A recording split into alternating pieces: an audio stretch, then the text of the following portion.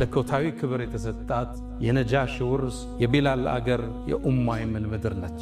ይህን ካርዳችን ዛሬው ሌላው ቀምቶ አግላይ ፖለቲካን እያወራ አግላይ አስተሳሰብን እየከተተ ለሷ እሱ ዘብ እንደሆነ ሲናገር በምናይበት አሳፋሪ ወቅት ላይ እኛ ሙስሊሞቹ እኛና ኢትዮጵያን መነጋገር ዳግም በእኛ ላይ ግዴታ ይሆናል።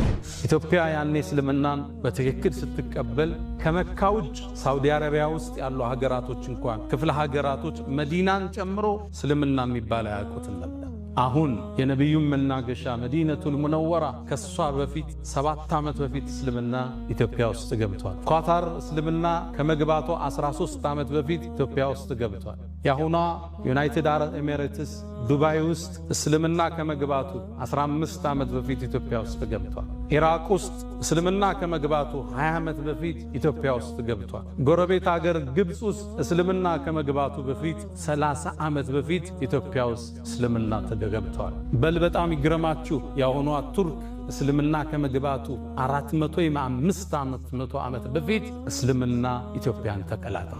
ልብ ብላችኋል? የነቢዩ ልጅ ያረፈችበት ምድር ኢትዮጵያ ጀነት ነቢዩን ዓለይሂ ሰላቱ ወሰላም በሶስተኛ ደረጃ ተከትሎ ይገባል የተባለው ዑስማን ብኑ አፋን መላእክት ከሱ ያፍራሉ የተባለለት ዑስማን ኢትዮጵያን ረግጧል። እነ ጃዕፈር ረግጠዋል። ነቢዩ ዓለይሂ ሰላቱ ወሰላም ከሩቅ ጥበቃ ያዘዙላት መለኮታዊ ክልከላ የተቸራት የተከበረች ሀገር ኢትዮጵያ እሷ ውስጥ ፍትህ የማይዛነፍበት ንጉሥ አለ። እሷም የእውነት ምድር ነው የተባለች ምድር ኢትዮጵያ በርካታ ምሁራንን ያወጣች ልሂቃንን ያመረተች በርካታ ዑለሞችን ያወጣች በርካታ ኡስታዞችን የወለደች ማሐፀነ ለምለም ኢትዮጵያ።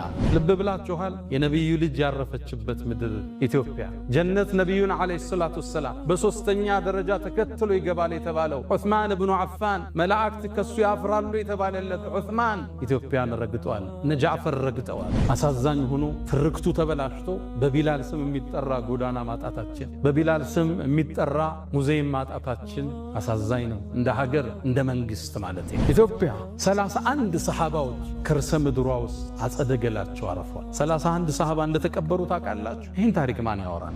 በርካታ ሰሃባዎች እትብታቸው የተቀበረበት የተወለዱበት መሬት ነው ኢትዮጵያ። ለእኛ ኢትዮጵያ ቀላል። ይህን ታሪኳ ግን ዛሬ ተቀብሮ አግላይ ጸሐፊዎች ጽፈዋት ኢትዮጵያ የሆነ ቀለም እንድትዝ የሆኑ ሰዎች ውርስ ብቻ እንድትመስል አንዱ መጤ ሌላኛው ደግሞ ባለርስት ተደርጎ እንዲታሰብ ተደርጓል። አክሱምን ትመርጥና የሐረርን ግንብ ትረሳል። ላሊበላን ታነሳና ሶፍ ዑመር ዋሻን ትዘነጋለ። ሶፍ ዑመር ዋሻ በዓለም ዩኔስኮ የተመዘገበ ትልቅ ታሪካችን ግን ሶፍ ዑመር አሕመድ ስለሚ